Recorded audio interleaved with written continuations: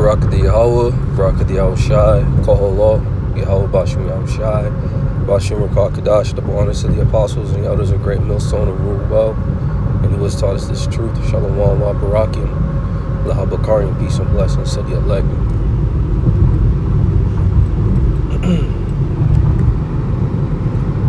This is Matthew chapter 11 and verse 25. It says, "At that time Yahushua answered and said, I thank thee, O Father, the Lord of heaven and earth, because thou hast hid these things from the wise and prudent, and hast revealed them unto babes." Alright, the Heavenly Father has hid what things? Alright, the mysteries of the kingdom of heaven. The understanding of this gospel, the good news. Right? The people in this society that are held in high esteem, that have high social status, that have great wealth. Many of those people have not known the Lord. They have not learned of the Lord. And Yahushua thanked the Heavenly Father for that. It says, and has revealed them unto babes. Who are the babes? Another title that the scriptures refer to the babes are the meek and lowly. The people that people overlook in this world. All right, the downtrodden out of the nation of Israel. It says, 26, it says, even so, Father, for so it seemed good in thy sight. It seemed good in the sight of the Lord to be dealing with, you could say, the so-called rejects of society. All right. Now, I got a few scriptures I want to get, but let's go ahead and get Ecclesiastes. This is Ecclesiastes 10 and 5. It says, there is an evil which I have seen under the sun, as an error which proceedeth from the ruler. All right, so this vision that King Solomon was receiving, all right, these next two verses is something that's an error, something that shouldn't be taking place, but it's happening on the planet Earth, and it's happening at this very moment. Verse 6, it says, folly is set in great dignity. All right, the person that is set in great dignity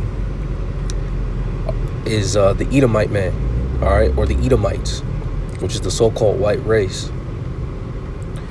Doesn't matter where the so-called white race goes throughout the planet Earth, they're revered and they're held in high esteem. People look up to them, they reverence them, they emulate them and want to be like them. Okay, and the scriptures say that he is a base man, he's the children of fools. So this is how folly is set in great dignity. All right, and it says, and like we read in the verse prior, it's an error. This is an error. This is not how things were supposed to be from the foundation of the earth. Okay, we know, and this knowledge is what comforts us. We know that this is not going to be the way things are for eternity. It says, and the rich sit in low place. Who are the rich? The rich are the so-called blacks, the so-called African Americans, all right, the so-called indigenous Indians, the so-called Latinos, okay, the so-called Native Americans. These are the rich. Why are they the rich? Because they're the true sons and daughters of the living power, Yahweh or Yahweh Shai. All right, they're the true people of the Heavenly Father. Therefore, as the true sons and daughters of the Heavenly Father, they're the heirs of the kingdom of heaven. Now, I'm going to go, but let me get this real quick. All right, this is Romans chapter 8 and verse 16. It says, the Spirit itself beareth witness with ourself. The Spirit itself beareth witness with our spirit that we are the children of the Heavenly Father. All right, what is the Spirit? It's this word.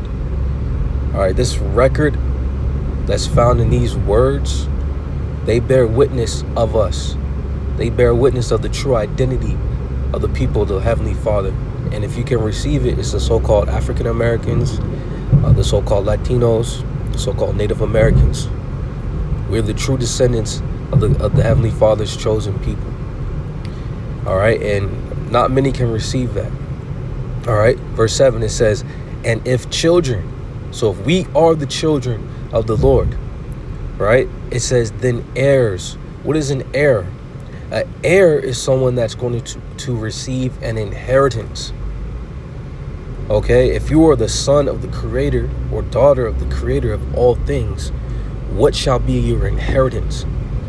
Ezra, he says it plainly what our inheritance shall be. Let's go ahead and get that real quick. All right, this is the book of 2nd Ezra, chapter 7. All right, Salakia, 6, I believe. Yes, this is 2nd Ezra, chapter 6 and 58. It says, but we, thy people, whom thou hast called thy firstborn, thy only begotten, and thy fervent lover, are given into their hands. These are the titles that the Heavenly Father refers to us as his people, or his fervent lover, his only begotten, right? And right now we're being ruled over by the heathen, right? Verse 59, it says, if the world now be made for our sakes, why do we not possess an inheritance with the world? How long shall this endure? Okay, the world, all of creation, including the heathens that rule over us, were created to be possessed by us, the true royal chosen people of the Heavenly Father. And Ezra asked the Lord, when are we going to receive our inheritance? When are we going to receive our possession? All right, how long shall this endure? And that's another mystery that has been revealed unto us. Okay, because we're going to receive that inheritance when Yahushua comes back. Okay, when Yahushua comes back, all right, that's when we're going to receive everything. So let's finish this. Romans 8 and 17. It says, and if children, then heirs, heirs of the Heavenly Father, and joint heirs with Yahushua. See, we're joint heirs with Yahushua. All right, until Yahushua comes back to the planet Earth and he gets his just due first, because to Yahushua belongs the preeminence. He is the firstborn.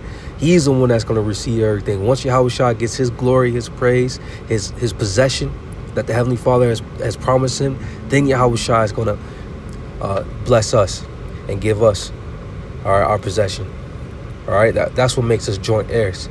It says, even so, it says, if so be that we suffer with them, that we may also be glorified together. So that's why we sit at a low place right now as the rich. Why? Because we're suffering with Yahushua.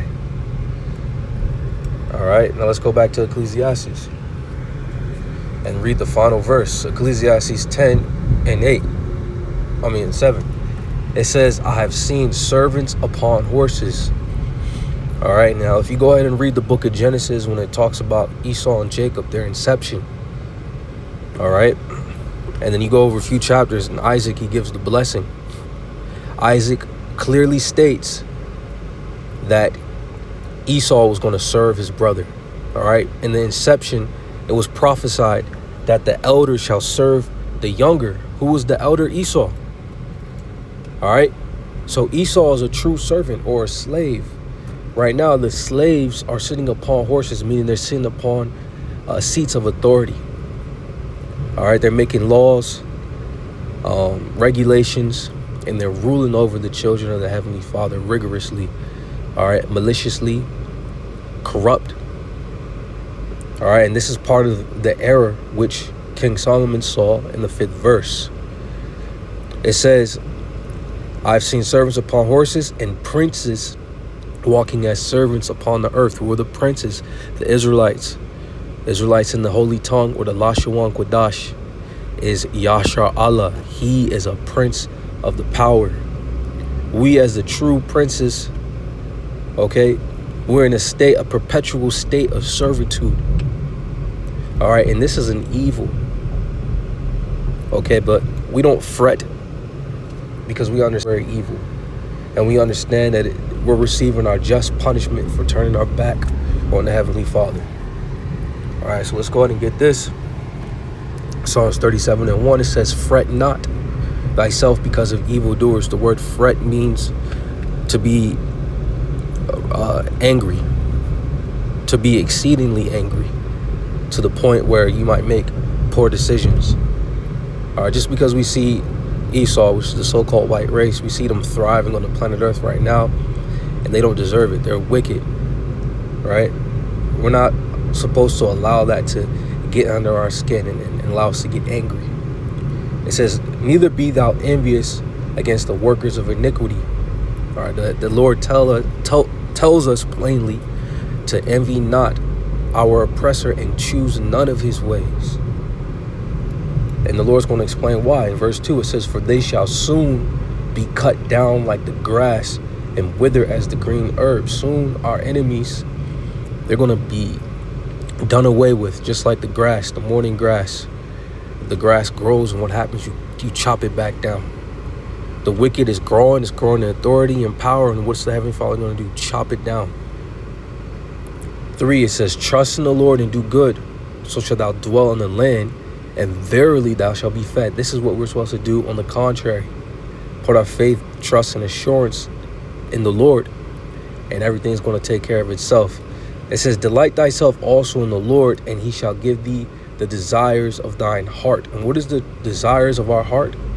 Eternal rest, which is going to be found in the kingdom to come when the Lord deliver us. All right, but I was just meditating on that Matthew 11. All right, and matter of fact, let me finish in Matthew 11,